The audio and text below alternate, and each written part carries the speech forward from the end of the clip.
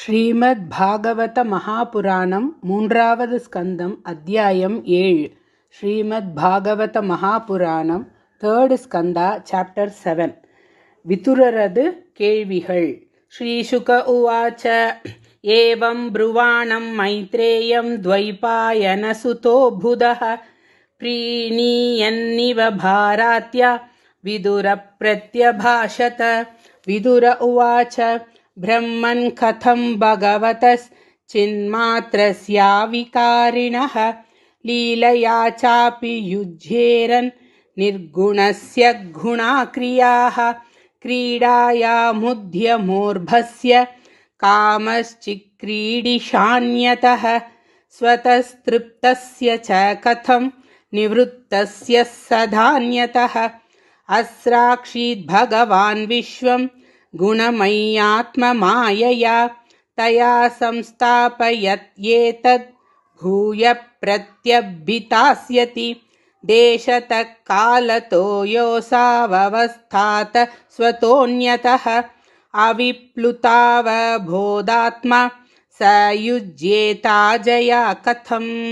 भगवानेक एवैष सर्वक्षेत्रेष्वस्थितः अमुष्य दुर्भगत्वं वा क्लेशो वा कर्मभिः कुतः एतस्मिन्मे मनो विद्वत् खिद्यते ज्ञानसङ्कटे तन्न परानुद विभो कस्मलं मानसं महत्. श्रीशुक उवाच स इत्थं चोदितक्षत्र तत्त्वजिज्ञासुना मुनिः प्रत्याह भगवश्चित्तः स्मयन्निव गतस्मयः. मैत्रेय उवाच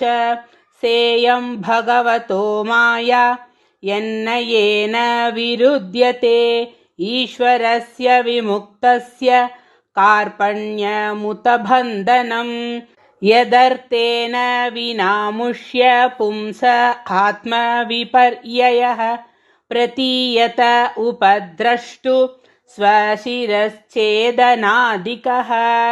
यथा जले चन्द्रमस कम्पादिस्तत्कृतो गुणः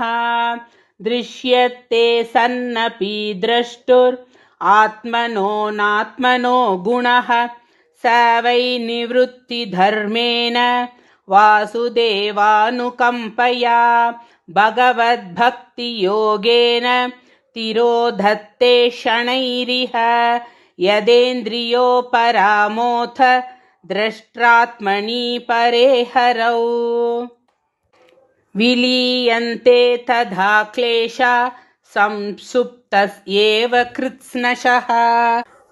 अशेषसङ्क्लेशशमं विधत्ते गुणानुवादश्रवणं मुरारेः कुतः पुनस्तच्चरणारविन्द परागसेवारतिरात्मलब्धाः. विदुर उवाच संचिन्न संशयो मह्यं तव सुप्तासिना विभो उभयत्रापि भगवन्मनो मे सम्प्रधावति सात्वेदव्याहृतं विद्वन् आत्ममायायनं हरेः आपाद्य पार्थं निर्मूलं विश्वमूलं न यद्बहिः यश्च मूढतमो लोके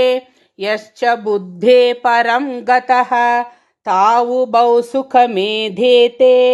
क्लिश्यत्यन्त्ररितो जनः अर्थाभावं विनिश्चित्य प्रतीतस्यापि नात्मनः तां चापीयुष्मश्चरण सेवयाहं परानुधे यत्सेवया भगवत कूटस्थस्य मधुद्विषः रतिरासो भवेत्तीव्र पादयोर्व्यसनार्दनः दुरापाह्यल्प तपस सेवा वैकुण्ठवर्त्मसु यत्रोपगीयते नित्यं देवदेवो जनार्दनः सृष्ट्वाग्रे महदादीनि सविकाराण्यनुक्रमात् तेभ्यो विराजमुद्धृत्य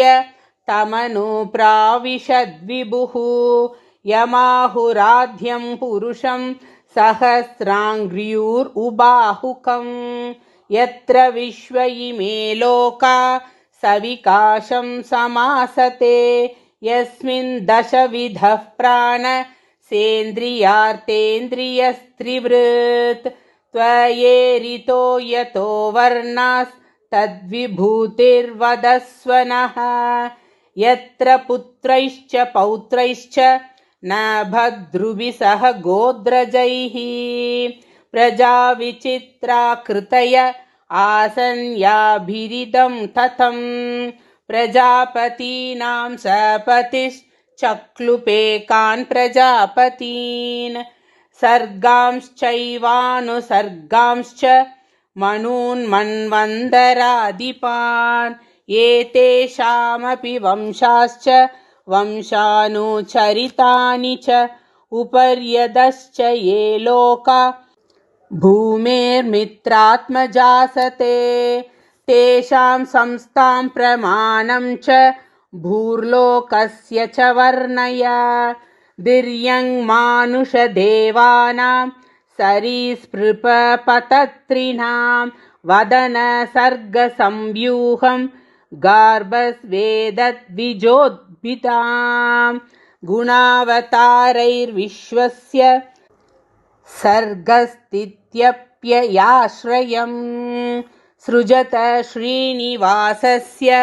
व्याचक्ष्वोद्धारविक्रमं वर्णाश्रमविभागांश्च रूपशीलस्वभावतः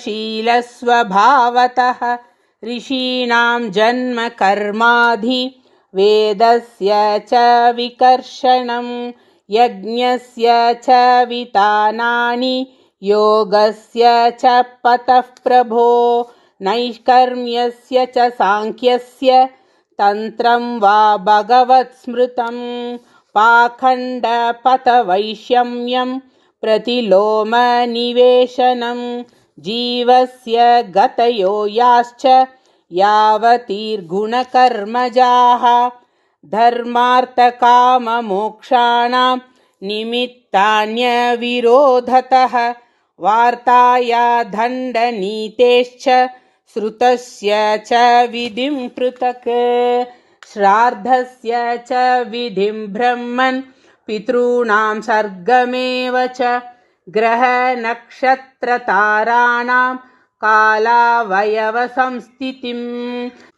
दानस्य तपसो वापि यच्चेष्टापूर्तयो फलं प्रवासस्तस्य यो धर्मो यश्च पुंस उतापदी येन वा भगवान् स्तुष्येत् धर्मयो निर्जनार्दनः सम्प्रसीदति वा येषाम् एतदाख्याहि चानग अनुव्रतानां शिष्याणां पुत्राणां च द्विजोत्तमा अनापृष्टमपि ब्रूयुर्गुरवो दीनवत्सलाः तत्त्वानां भगवंस्तेषां कतिधा प्रतिसङ्ग्रमः तत्रेमं क उपासीरन् क उ स्विधनुषेरते पुरुषस्य च संस्थानं स्वरूपं वा परस्य च ज्ञानं च नैगमं यत्तद् गुरुशिष्यप्रयोजनं निमित्तानि च तस्येह प्रोक्तान्यनगसूरिभिः स्वतो ज्ञानं कुतः पुंसां भक्तिर्वैराग्यमेव वा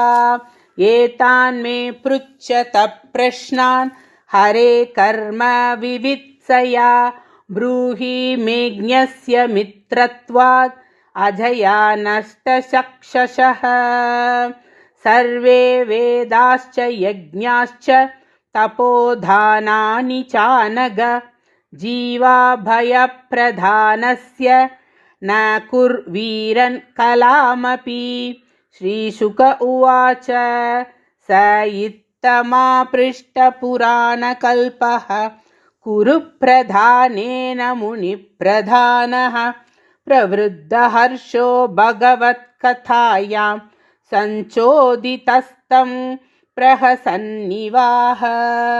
इति श्रीमद्भागवत महापुराणं மூன்றாவது ஸ்கந்தத்தில் 7வது அத்தியாயம் சம்பூர்ணம். கோபிகா ஜீவனஸ்மரணம் கோவிந்தா கோவிந்தா நாராயண அகில குரு பகவன் நமஸ்தே.